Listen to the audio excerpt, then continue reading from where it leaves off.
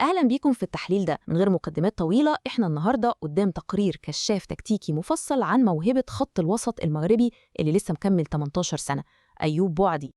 تخيلوا معايا كده 18 سنة وأكتر من 3000 دقيقة لاعب الموسم ده مش مجرد رقم عابر. ده بيعكس حجم ثقة ومسؤولية مرعبة محطوطة على كتاف لاعب في السن ده، وبيأكد إنه المحرك التكتيكي الفعلي لخط الوسط وركيزة مستحيل الاستغناء عنها. طيب، خلينا نتعمق أكتر في التفاصيل. إحنا هنا مش بنتكلم عن لاعب ارتكاز دفاعي تقليدي إطلاقاً. بوعدي بيلعب دور هجين ومميز جدا، دور صانع الألعاب المتأخر اللي بيجمع بين خصائص التحكم في اللعب من ورا وفي نفس الوقت عنده ديناميكية لعب الصندوق للصندوق أو البوكس تو بوكس. دي بالظبط العدسة التكتيكية اللي لازم نشوفه من خلالها. رحلتنا في التحليل ده هتكون متقسمة ل5 نقط: صانع الألعاب المتأخر الحديث، محرك التمريرات التقدمية، إتقان التحولات، تحدي الثلث الأخير، وأخيراً العمل الدفاعي المستمر. رقم 1، صانع الألعاب المتأخر الحديث. أول حاجة بتلفت النظر في عادات تمركزه هي الوعي المكاني العبقري بتاعه. تخيلوا لاعب بيلعب برجله اليمين بس بيتمركز في الناحية الشمال من محور المزدوج. ليه؟ لأن التمركز ده بيفتح له زوايا التمرير بشكل مش طبيعي. بدل ما يزنق نفسه جنب خط التماس بخيارات محدودة، وضعية جسمه بتكون مفتوحة وكاشفة الملعب بالكامل، وده بيديله حرية يمرر في أي اتجاه براحته جدا. رقم 2، محرك التمريرات التقدمية. ده بياخدنا الدور الأساسي كمحرك لخروج الكرة من ورا، بدقة تمرير بتوصل ل 86%. الأرقام دي بتأكد لنا حاجة واحدة: النية الهجومية المستمرة. بودي مش من نوعية اللعيبة اللي بتستسهل وترجع الكرة لورا. أكتر من 52% من تمريراته بتكون لقدام. هو دايما عينه على كسر الخطوط وخلق الخطورة ونقل الفريق بسرعة من الحالة الدفاعية للهجومية. خلينا نبص على الأرقام دي بعين المدرب عشان نفهم حجم التأثير. إحنا بنتكلم عن 1370 تمريرة حاول يلعبها، منها 718 تمريرة صحيحة للأمام و114 تمريرة وصلت للثلث الأخير. ده غير التمريرات الطولية اللي نسبة نجاحها بتوصل ل 75%. دي مش مجرد أرقام، دي سيطرة تامة على رتم اللعب في خط الوسط، بتثبت إنه فعلا المايسترو بتاع الفريق. لو جينا نربط الأسلوب ده بالمنتخب المغربي، هنلاقي تناقض مفيد جدا بين طريقة بوعدي الحركية والدور الثابت للاعبي الارتكاز التقليديين زي سفيان أمرابط. أمرابط بيثبت عشان يأمن دفاعيا، لكن بوعدي بيهاجم المساحة الفاضية فورا أول ما زميله يستلم الكورة. الحركة دي بتدي حلول أكتر للفريق وبتخلق زيادة عددية في منتهى الذكاء. رقم 3، إتقان التحولات. لو ركزنا شوية على قدرته على الاحتفاظ بالكرة تحت الضغط، هنلاقي قدامنا رقم بيخض: 402. ده عدد مرات حمله وتقدمه بالكرة الموسم ده. بوعدي بيتجنب الفلكة والمراوغات الفردية اللي ملهاش لازمة وبيفضل التقدم العمودي السريع. الرقم ده بيثبت سيطرته المرعبة في التحولات وبيخليه فعلا كابوس لأي خط وسط بيحاول يضغط عليه. والرقم اللي فات ده بيترجم فوراً ل 11300 متر من التقدم الإجمالي بالكورة. عشان نتخيلها، إحنا بنتكلم في حوالي 33 متر تقدم مباشر وخطير في كل 90 دقيقة بيلعبها.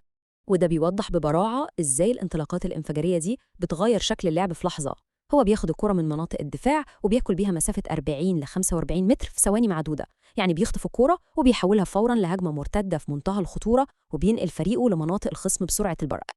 رقم 4، تحدي الثلث الأخير. طبعاً عشان التقييم يكون عادل وموضوعي، لازم نبص على التحديات اللي لسه محتاجة شغل وتطوير، وهنا هنلاقي رقم صادم شوية: 0. رغم إنه حاول وسدد 23 مرة، إلا إنه مسجلش ولا هدف لحد دلوقتي، والأهداف المتوقعة لكل تسديدة أو الأكس جي بتسجل 0.0. طيب إيه المشكلة هنا؟ النقطة الحاسمة هي إن بناء اللعب عنده لا يصدق. بيعمل كل حاجة صح ومثالية عشان يوصل الفريق لثلث الأخير، بس بمجرد ما يوصل هناك بيعاني بشدة في اتخاذ القرار وإنهاء الهجمات في اللحظات الحاسمة. اللمسة الأخيرة محتاجة تطوير كبير عشان يكمل صورته كلاعب وسط مثالي. رقم 5، العمل الدفاعي المستمر. بس لو رجعنا لنقطة قوته تاني، هنلاقي إن النقص التهديفي ده بيتعوض بمجهود خرافي ووعي تكتيكي عالي جدا من غير كورة. إحنا بنتكلم في 359 إجراء دفاعي إجمالي و197 مرة استرجاع للكورة. الأرقام دي ضخمة جدا على لاعب في سنه، وأهم حاجة فيها ال 117 تدخل دفاعي في التلت الهجومي. ده بيخليه سلاح فتاك لأي مدرب بيعتمد على الضغط العالي واسترجاع الكورة في مناطق الخصم.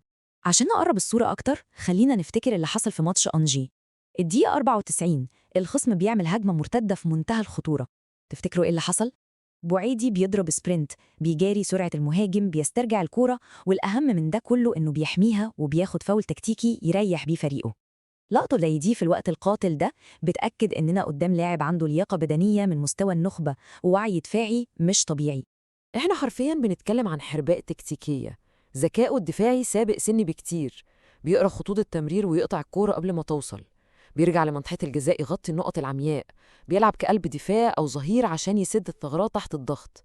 ده كفاية إنه قدر يحجم أجنحة تقيلة جداً في أوروبا زي برادلي باركولا لاعب باريس سان جيرمان بمجرد الإصرار والالتزام التكتيكي. رقم 6 والأخيرة، القيمة المضافة للفريق.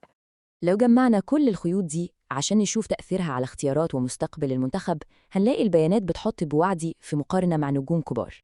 هو بيجمع بين طاقة لاعب زي جافي في الضغط الشرس واللعب في المساحات الضيقة، وقوة لاعب زي مانو كوني في التقدم بالكرة من ورا والتمرير العمودي. البروفايل ده بيقولنا بوضوح إن سقف طموح وتطور اللاعب ده ملوش حدود. وفي النهاية، ومع وجود خط وسط مليان نجوم ومواهب تقيلة، هل ممكن تكون الحرباء التكتيكية الشابة دي هي الورقة الرابحة والقطعة الناقصة اللي المنتخب محتاجة في كأس العالم الجاي؟ السؤال بيطرح نفسه وبيخلينا متحمسين جدا نتابع مسيرة وتطور اللاعب ده الأيام الجاية. شكرا لمتابعتكم.